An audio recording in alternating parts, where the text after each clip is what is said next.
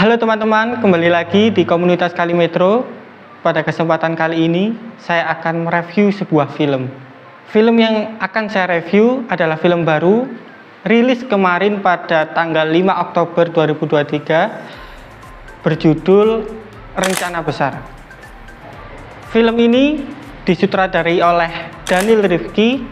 Secara garis besar, film ini akan menceritakan kisah perjuangan untuk membongkar penggelapan dana yang dilakukan oleh Komisaris Bank of Indonesia atau disingkat UB. Penyelidikan langsung dilaksanakan oleh pihak kepolisian dengan mencurigai 4 pegawai bank, tetapi hal lain pun terungkap dan yang ternyata tidak hanya kerugian finansial saja. Penggelapan dana menjadi awal terbongkarnya rahasia besar atau masalah besar lainnya. Rencana Besar terdiri dari 6 episode yang kualitas visual dan ceritanya tidak akan membosankan. Lalu pemeran atau cast yang terlalu overpower. Yang pertama, pemeran utama dalam film ini adalah Adipati Dolken yang memerankan karakter Rifat yang menjadi pemimpin Serikat Kerja Bank of Indonesia atau UB. Adipati Dolken juga menjadi dalang utama dalam aksi membongkar kasus korupsi atau penggelapan dana UB. Cast yang kedua yakni Prisia Nasution yang memerankan karakter internal auditor bank yang bernama Ayumi. Di dalam cerita Rencana Besar ini, Ayumi lah yang pertama kali menyadari adanya penggelapan dana sebesar 17 miliar yang dilakukan oleh Direktur UB. Cast yang ketiga yakni Hanggini Purinda Retno yang berperan sebagai staf divisi marketing sekaligus influencer. Dengan keahliannya dalam bidang media sosial, ia berperan penting dalam membantu menyebarkan kebobrokan UB di media sosial Hewan Biru. Cast selanjutnya yakni Ciko Kurniawan yang tampil apik sebagai Reza, seorang personil IT yang mengambil peran sebagai hacker ke server UB dan membongkar semua informasi lewat akun media sosial Hewan Biru. Cast yang kelima yakni Dwi Sasono yang memerankan Makarim, yaitu seorang detektif cybercrime yang juga merupakan seorang komisaris polisi. Lalu tokoh antagonis kita yakni seorang aktor senior Arswendi Bening Suara yang berperan sebagai Surya, yang merupakan komisaris utama Bank UB yang melakukan penggelapan dana dan kejahatan lainnya. Dan terakhir, karakter Agung yang diperankan oleh Hiva Iskak yang merupakan wakil direktur UB sekaligus tangan kanan Surya dalam menjalankan bisnis dan politik gelapnya.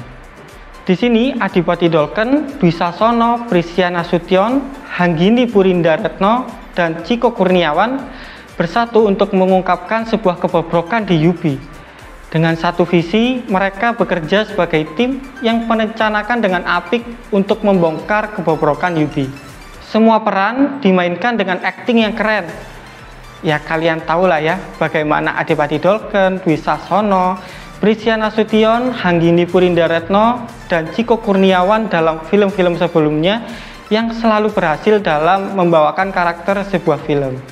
Nah, sama halnya di film Rencana Besar ini, menurut saya mereka sangat overpower memainkan peran mereka dalam film ini. Sangat keren. Lalu cerita yang relate banget. Seperti sudah gak kaget lagi gak sih kalau dengan kasus korupsi di Indonesia? Hingga demo besar-besaran oleh mahasiswa 1998 contohnya, yang juga diceritakan dalam film Rencana Besar ini. Meskipun ada tambahan fiksi di dalamnya, film ini tetap membuat permasalahan yang relate banget dengan negara kita yang banyak isu-isu sosial hingga ekonomi politik.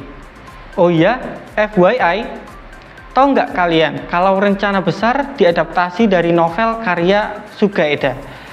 Dan di film ini, nama Sugaeda dapat ditemui juga menjadi nama akun media sosial Hewan Biru @sugaede. Ya, gak sama sih, tapi mirip-mirip lah ya. Lalu selanjutnya teknik pengambilan gambar yang internasional banget.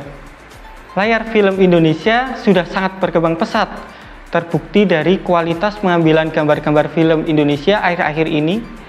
Sama halnya dengan Rencana Besar, pengambilan gambar film dan dari episode 1 hingga episode 6 sangatlah keren. Dengan berlatar pada kota metropolitan membuatnya menjadi keren. Satu scene yang menurut saya keren ada pada saat Dwi Sasono atau Makarim yang sedang bersama rekan-rekannya untuk berdiskusi tentang penangkapan atau penggerebekan gembong narkoba. Scene ini ada di sebuah rooftop rumah yang di sebelahnya ada kereta lewat. Gak kalah lah sama scene-scene yang ada di luar negeri. Yang terakhir adalah kekurangan film ini. Mungkin kekurangan film ini terkesan subjektif, tapi menurut saya terdapat alur yang tiba-tiba mundur ke belakang. Dan hal tersebut kalau untuk orang yang menontonnya tidak fokus, mungkin akan kesulitan untuk mengikuti. Tapi itu pandangan saya ya. Kalau menurut kalian gimana? Tulis di kolom komentar.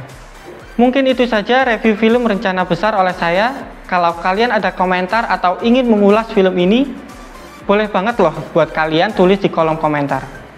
Oke, sekian dari saya. Sampai jumpa di review sesi film berikutnya.